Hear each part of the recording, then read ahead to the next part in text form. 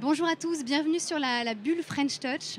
On est très heureux de vous voir nombreux pour tous ces ateliers au cours de la journée. L'idée de cette bulle, c'est de vous présenter tous les outils de BPI France au service de vos secteurs, des institutions, des secteurs des ICC, donc de la culture et de la création, et également de donner la parole à des entrepreneurs inspirants de nos différents secteurs, sur toutes les thématiques qui sont transverses à tous ces secteurs.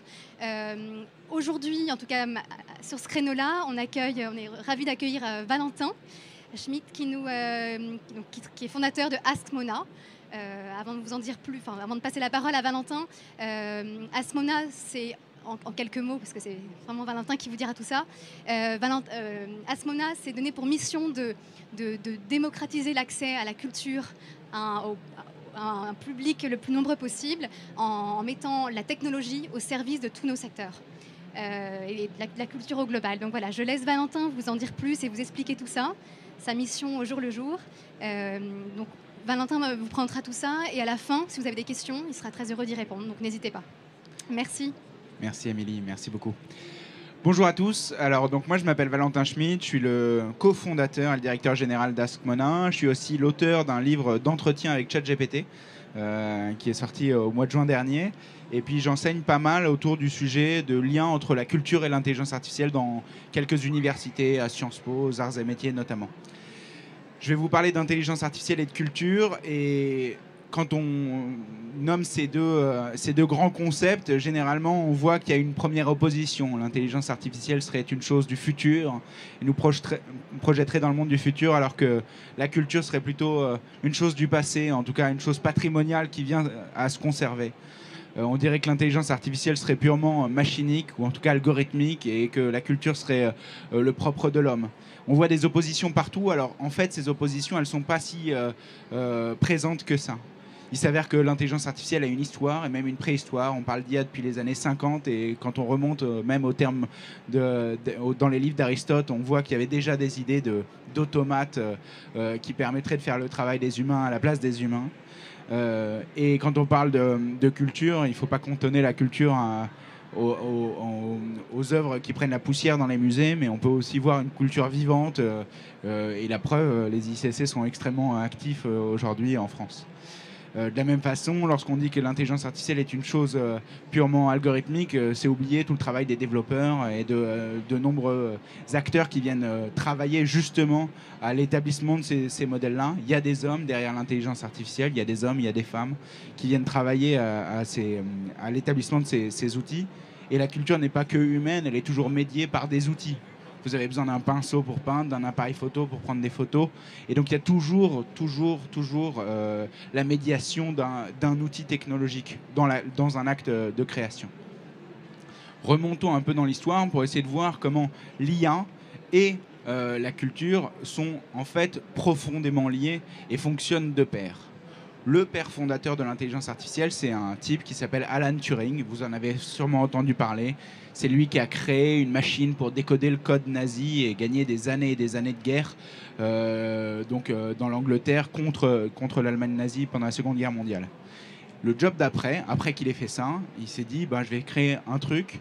J'en ai marre de travailler pour l'armée. Il est parti à Manchester pour travailler sur l'établissement d'ordinateurs. Et la première application auquel il réfléchit avec son collègue Christopher Sarche, c'est une machine à écrire des lettres d'amour à partir des sonnets de Shakespeare. Et vous voyez qu'il y a un vrai enjeu d'utiliser la poésie déjà comme un moyen de faire fonctionner ces intelligences artificielles. Je vous donne un deuxième exemple. À l'âge de 15 ans, le petit Ray Kurzweil aux États-Unis crée un algorithme pour compléter les symphonies inachevées de son père. Ça, c'était dans les années 60. 40 ans après, Ray Kurzweil est devenu le pape de l'intelligence artificielle pour Google, le président de l'université de la singularité, qui est l'université de formation de Google, et le premier à avoir créé les algorithmes d'IA pour Google.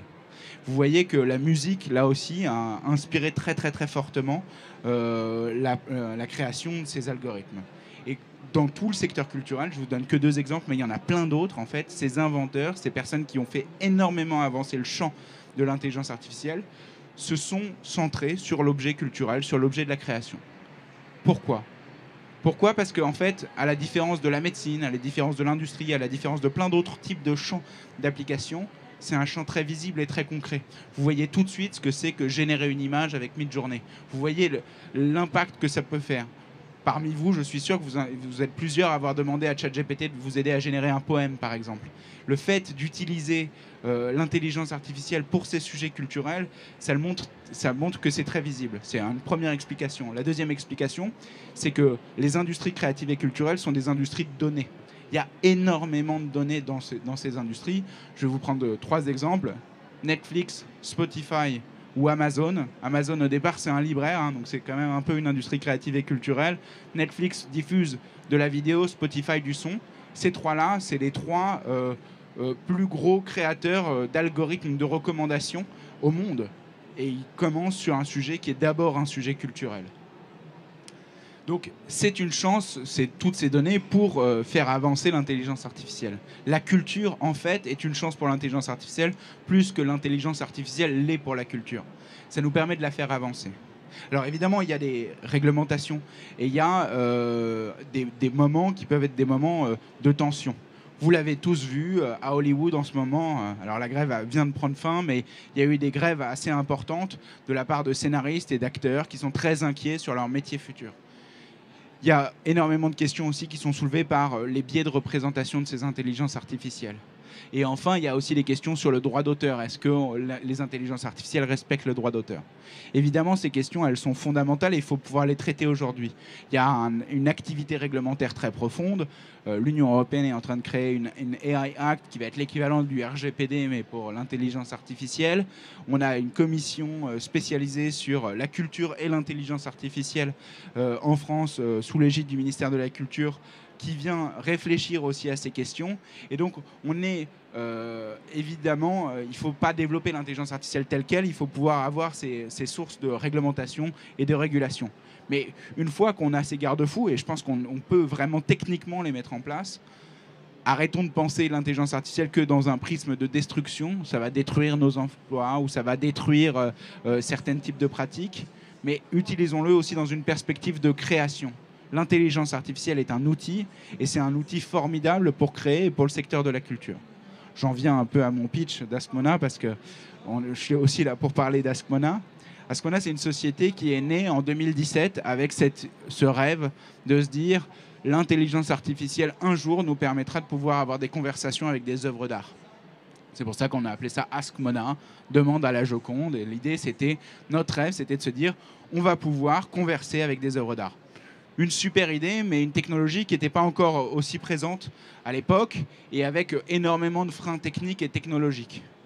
7 ans plus tard, ça y est, on y est, on peut discuter avec la Joconde, on peut discuter avec des œuvres d'art, et on a créé ces systèmes-là pour pouvoir avoir une connexion différente en fait entre le visiteur du musée et l'œuvre qui est exposée. La plupart du temps, lorsque vous faites une expérience devant une œuvre d'art, devant une production de l'esprit, souvent, vous allez avoir de la médiation, donc des explications autour de cette œuvre-là, qui vont être des explications très verticales. Un guide va vous expliquer ce que c'est, vous allez lire le petit texte en dessous du tableau qui est un cartel, ou vous allez écouter un audio guide, et vous allez avoir une explication très verticale. Nous, notre but, c'était de l'horizontaliser, en se disant la conversation, le fait de pouvoir poser des questions, d'avoir des réponses, d'être actif dans son rapport à l'art. C'est la meilleure façon de l'appréhender, c'est la meilleure façon de le ressentir. C'est pour ça qu'on a créé ces systèmes qui permettent de converser avec des œuvres d'art. Et ça, c'est ce qu'on fait pendant la visite. Et on s'est dit, mais c'est trop bête de s'arrêter au secteur de la visite tel quel. Il faut qu'on continue plus loin à se dire, qu'est-ce qu'on peut faire après la visite. Une fois que le visiteur a franchi la porte du musée, qu'il a terminé son exposition, il se retrouve dans un espace qui est l'espace de la boutique. Et on a inventé un système qui est un des objets les plus vendus en boutique, des magnettes. Donc, je ne sais pas si vous avez des magnettes sur vos frigos, mais grosso modo, c'est l'objet le plus vendu en boutique de musée, c'est des magnettes. Donc là, vous en avez un petit qui représente Jeanne d'Arc. Vous en avez avec Sarah Bernard. On en a des dizaines de personnages différents.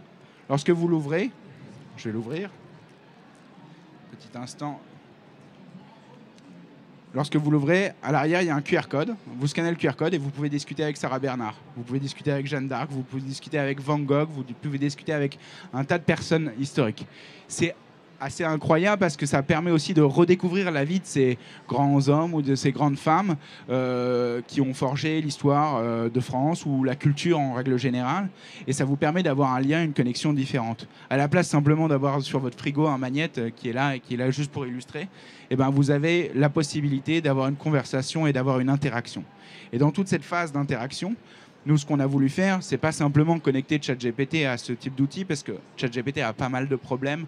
Je ne sais pas si vous avez déjà bien expérimenté et déjà parlé à ChatGPT. Moi, récemment, je lui ai demandé quel était l'avion préféré de Napoléon. Il m'a répondu que c'était un Airbus parce que c'était un avion français. ChatGPT peut avoir ce type de problème, des hallucinations, ce qu'on appelle des hallucinations. Nous, on a créé un système qui permet de lutter contre ce problème. Comment on a fait? En fait, on a créé des biographies. On écrit une biographie de Jeanne d'Arc, une biographie de Van Gogh, une biographie de Napoléon. Donc, c'est des longues biographies de plusieurs dizaines de pages. Et on vient nourrir ces biographies à l'intelligence artificielle. Ensuite, on a créé un système qui permet d'utiliser toute la puissance de ces grands modèles de langage type ChatGPT et de les restreindre à un jeu de données qui est la biographie qu'on est venu créer. Et en faisant ça, ça vous permet en fait d'avoir des conversations spécifiques avec Jeanne d'Arc, avec Sarah Bernard, avec Napoléon, avec François Ier, avec tout un tas de personnages historiques qu'on a développés. Donc c'est une bonne façon de pouvoir utiliser l'intelligence artificielle, mais dans la vie de tous les jours, puisque en fait on a mis entre les mains de dizaines de milliers de Français maintenant des IA sans leur parler forcément d'intelligence artificielle, mais en leur parlant juste d'une expérience, celle de parler avec un personnage historique.